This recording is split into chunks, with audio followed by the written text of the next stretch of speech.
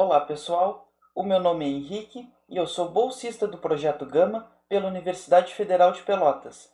E na aula de hoje eu vou falar um pouquinho a respeito de fatoração. Bom, quando a gente fatora uma expressão, na verdade a gente quer escrever ela como sendo um produto de fatores, certo gente? Então na aula de hoje a gente vai ver o primeiro caso sim de fatoração, que é a fatoração por fator comum em evidência. Então, se eu tenho mx mais ou menos my, certo? Eu posso afirmar para vocês que isso é a mesma coisa que m que multiplica x mais ou menos o y. Bom, então eu identifiquei qual era o fator aqui que era comum aos dois termos, que nesse caso é o m, e coloquei ele em evidência. Aí o próximo passo que eu fiz, mx divididos por m resulta no x, que está aqui. Se o sinal for de mais, eu copio o sinal de mais. Se o sinal for de menos, eu copio o sinal de menos. E repito o processo. Faço my divididos por m, que é y, né? E coloco aqui. Então, notem que o fatoração, né, por fator comum em evidência serve tanto para 2, quanto para 3, 4, 5, 6 termos, etc. Né? Vamos só provar, então, essa fórmula aqui para o caso em que o sinal é de mais aqui, entre os fatores. Bom, se eu tenho m que multiplica x mais y, então a gente efetua a propriedade distributiva, né, o famoso chuveirinho. Então, m que multiplica x, mx. Copio o sinal do meio, que é de mais nesse caso. Coloco ele aqui. M que multiplica y agora fica my. Então, realmente, essa fórmula aqui em cima é verdadeira. Vamos aos exemplos então, pessoal.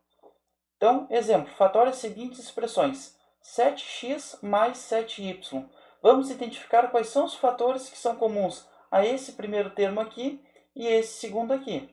Pensando nos números, pessoal, o 7 é o fator comum tanto no primeiro termo quanto no segundo.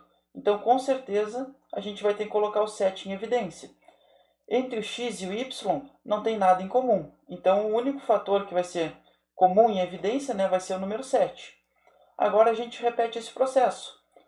7x divididos por 7 resulta apenas no x. Então, eu coloco ele aqui dentro dos parênteses. Copio o sinal de mais. 7y divididos por 7 é y. Então, eu coloco ele aqui dentro dos parênteses. E acabou a nossa fatoração. Notem que a gente conseguiu reescrever essa expressão aqui algébrica como sendo um produto de fatores. Certo, gente? Vamos para o exemplo da letra B. 10n menos 25n. Vamos pensar nos números primeiro, gente. O que tem em comum entre o 10 e o 25? Nesse caso, é o 5, né? Sempre o que vai estar em comum, né, entre os números, sempre vai ser o máximo divisor comum desses números. Nesse caso, o máximo divisor comum entre 10 e 25 é 5.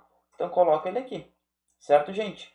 Como a gente não tem nada em comum entre o m e o n, eles não entram aqui no fator comum em evidência, que a gente colocou aqui em evidência, né? Agora eu faço aquele processo. 10m divididos por 5 resulta em 2m. Copio esse sinal aqui que é de menos. Agora 25n divididos por 5, isso é 5n. E coloco aqui, acabando então assim a nossa fatoração por fator comum em evidência na letra B. Vamos para o exemplo da letra C. Bom, notem que agora já apareceu 3 termos. Não tem problema nenhum. A fatoração por fator comum em evidência serve também para o caso que a gente tem 3 termos ou até mais. O máximo divisor comum, então, entre 2, 4 e 10 é 2. Então, coloco ele em evidência. Nesse caso, ó, a gente tem M, N e nenhuma letra aqui, certo? Então, a gente não vai colocar nada em comum em relação às letras. Então, a única coisa que vai ficar em comum é o número 2. Agora, faço aquele processo. Pego cada um dos termos e divido pelo número aqui que eu coloquei em evidência. 2m divididos por 2, sobra apenas m. Agora, copio o sinal de menos. 4n divididos por 2 dá 2n. Fica aqui então. Copio o sinal de mais. 10 divididos por 2 é 5. Então, coloco o número 5 aqui. De novo, eu consegui fatorar essa expressão aqui, né? por fator comum em evidência. Certo, gente?